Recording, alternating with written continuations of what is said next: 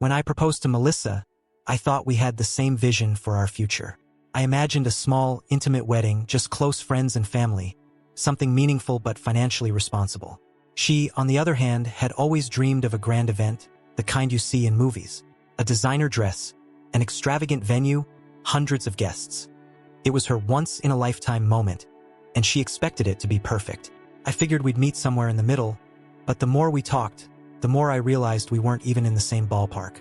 She assumed I'd be covering most of the costs, while I was under the impression we'd split things fairly. That was the first red flag. I tried to explain that spending a small fortune on a single day wasn't financially wise, but Melissa didn't see it that way. She argued that weddings were about more than money. They were about creating memories and celebrating love. I didn't disagree, but I couldn't justify going into debt just to impress people for a few hours. She pointed out how all her friends had lavish ceremonies, and she didn't want to be the one who settled for less. I reminded her that a wedding is just one day, while our financial choices would impact us for years. But the more I pushed for practicality, the more she pushed back.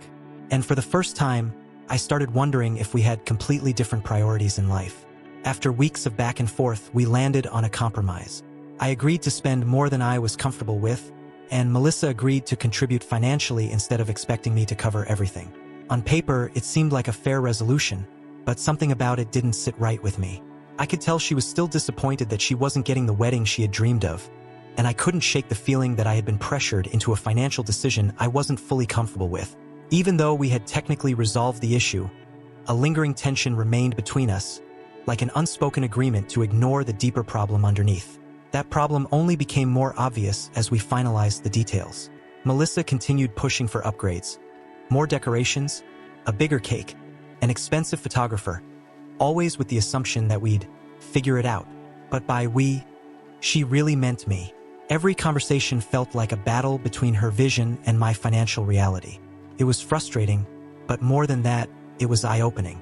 If we were already struggling to agree on money, what would happen when bigger financial challenges came our way? Mortgages, kids, emergencies. How would we handle those decisions if we couldn't even agree on a wedding budget? That tension didn't disappear after our compromise. It just went quiet, waiting for the next disagreement to bring it back to the surface. And as it turned out, that disagreement came sooner than I expected.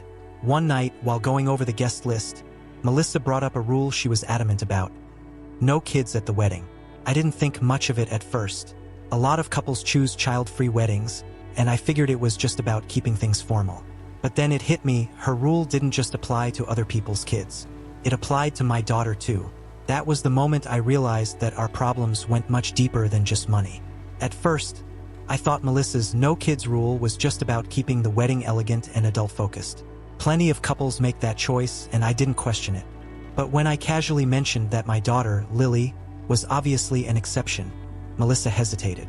She reminded me that we had agreed on a kid-free event, her tone making it clear that she wasn't budging.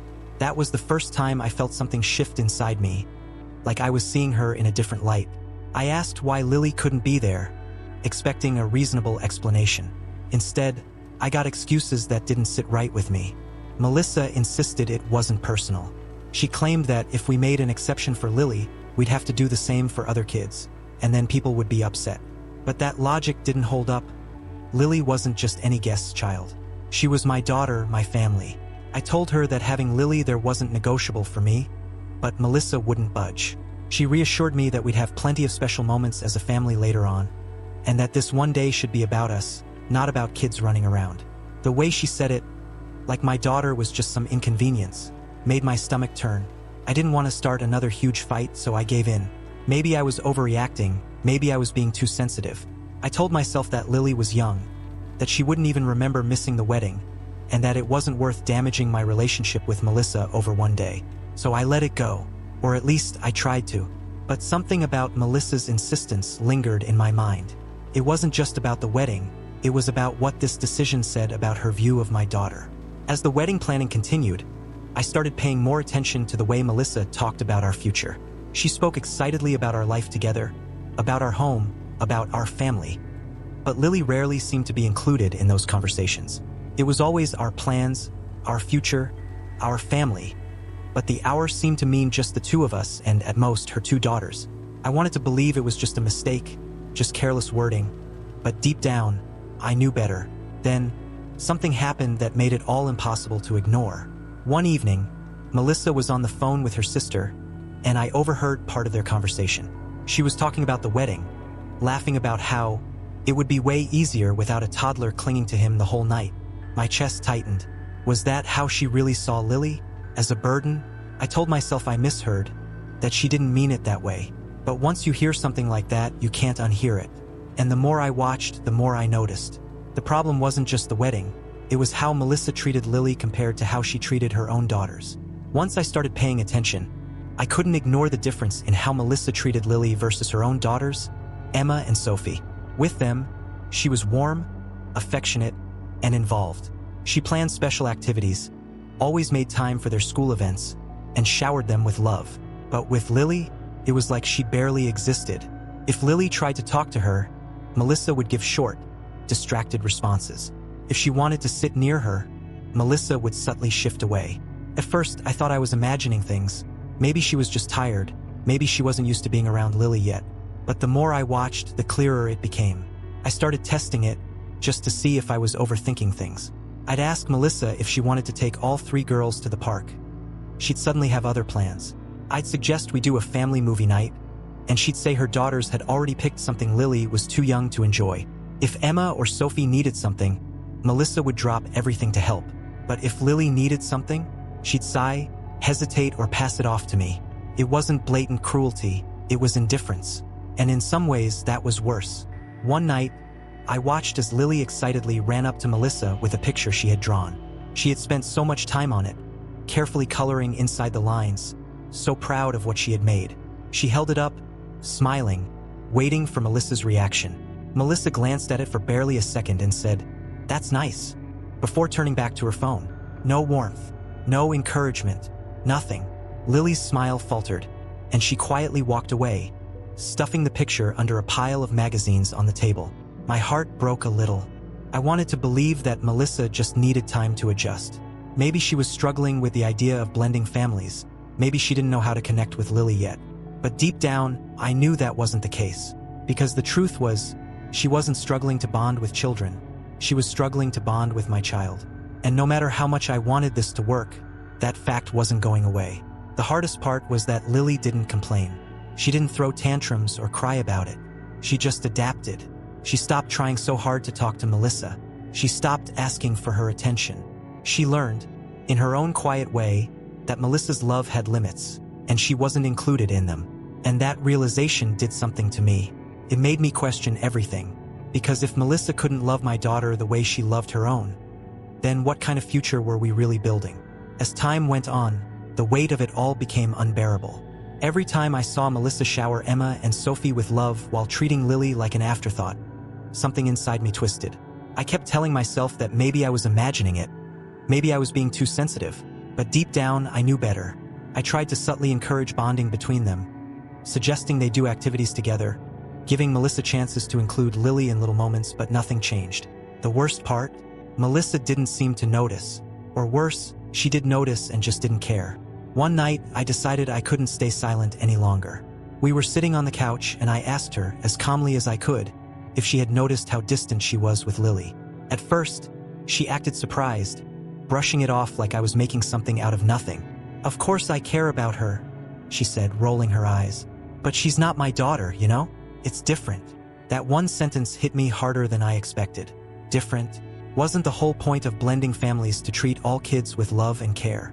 I took a deep breath and tried again. I asked her how she would feel if I treated Emma and Sophie the way she treated Lily. If I ignored them, dismissed them, made them feel like they weren't part of the family. Melissa's expression changed.